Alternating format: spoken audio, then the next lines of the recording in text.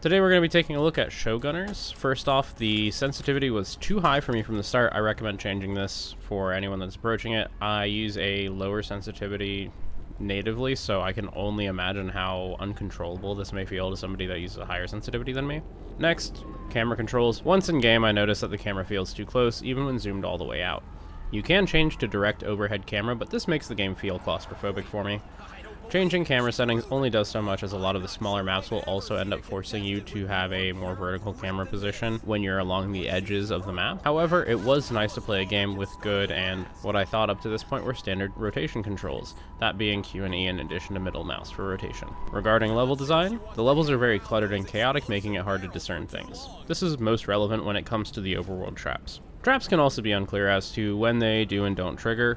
Most obvious for me were steam traps. Those same traps also insta-kill you while being unclear as to when they would trigger. You also aren't able to save after completing the first portion of the area with the steam traps. You can't save until after you've left that zone, leaving me to retry the entire area after each failure. The movement on the overworld can be very jumpy, making some traps more like a contest against the movement mechanics in the game and less about seeing and avoiding them, especially those you have to disarm. As far as exploring the levels, there are a couple of collectibles throughout each level, that being fan signatures as well as special loot.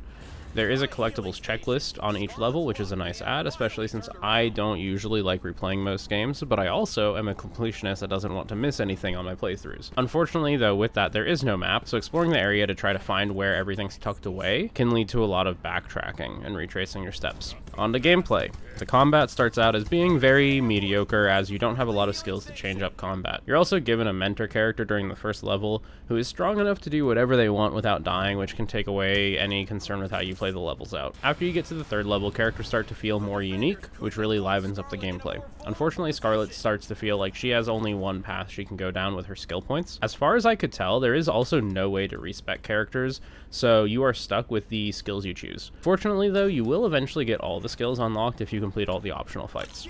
Other than the general pacing of the gameplay, I have a few other callouts. We have percentage readouts and lines on what targets you can see. This has become a genre staple and it's nice to have them there.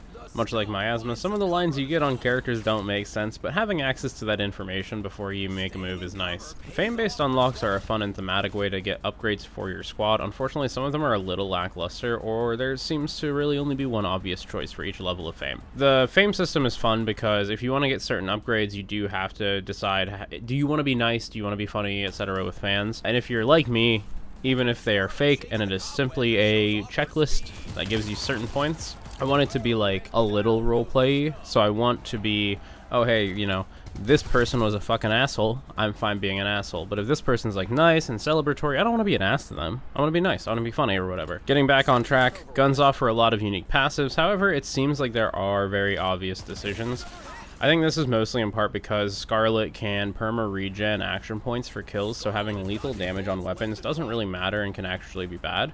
You really just want enemies to be low enough that you get a guaranteed melee kill with Scarlet. For her, the only weapon that seems good is the one that can one-shot Ronins, as they are the biggest threat to her in general, and they are hard to get into lethal melee range.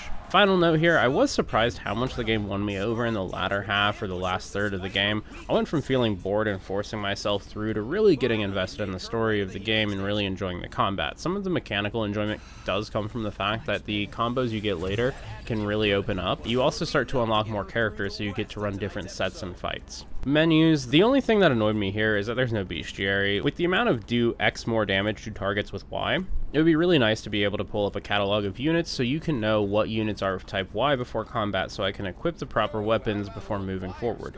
You do get a pre-combat screen, but having to check each type there and check my weapons is a lot of back and forth, and the menus there are cluttered and unintuitive. I also think that with the limited amount of enemy types, they could have easily said do bonus damage to these specific units instead of saying do bonus damage to units with armor Y. Regarding the settings and themes of the game, the setting's okay. It starts off feeling like a potentially cool idea done in a mediocre way. The campy aesthetic felt inauthentic to me at first. A combination of liking the genre and making me nostalgic for Ratchet and Clank Deadlock won me over long enough to start enjoying the game. I ended up feeling unsure about the game's overall themes. It almost feels celebratory of the idea of the arena show, which made me uncomfortable. There is a little criticism of it from two of the main characters, showing that it's not viewed entirely positive. I still found it hard to judge for a majority of the game if whether or not this was something like Purge, where some people wish the Purge was real and would actually happen. Ultimately, I don't think that is the vibe at the end, or at least not what they intended. I did find it weird that a lot of the staff complain about more work, but celebrate hours instead of complaining about the fact they've been forced into a situation where they crave these hours. That said, I don't think most people would be bothered or care about these simple throwaway lines of dialogue. I am just very sensitive when it comes to workers and capitalism, apparently. While initially I absolutely hated the announcer, he's definitely grown on me over time. I'm not sure if this is due to exposure or improved quality over time. It also helps that I turned the announcer down in frequency, so that may be part of it as well. Even with my early frustrations with the world and setting, the character-to-character interactions are always fairly positive. This is a nice change that I feel I've seen more and more in a lot of game releases, regardless of the game's quality. A lot of the times if you talk to people in your party about the problems and conflicts, then you won't have the tragic team falls apart narratives halfway through. This is most seen with Tybalt and Scarlet's relationship throughout the game. The stories for the party characters were simple but exaggerated, which really fit the game show murder arena vibe. None of the characters you partnered up with felt morally ambiguous. The only one you could consider is Zoe, but not in a way where she seems like a bad person. It more feels like they're stuck in this capitalist machine. This was a nice break from so many games where I have had to help people that are awful get bad things or escape the consequences of their actions because I need them or whatever. To get a break and be able to play a game where the characters you are playing as are generally positive people is a really nice change of pace. This is not to say the game ends on a happy note, it's more that you don't feel like you've done bad things to get to where you are. That said, the story is primarily about vengeance, and it's more of a gray area vibe morally, but for the plot of the game was completely fine. There isn't a lot of compromising morals being done because those being venged aren't arguably good people in any way. They're blatantly bad, which removes most second guessing, though you are essentially being allowed by higher powers to perform an execution. This highlights, whether intentionally or not, our own very real issues of lower offenders and larger schemes often being the ones who fall, leaving those that gave the initial order or with greater power to escape retribution.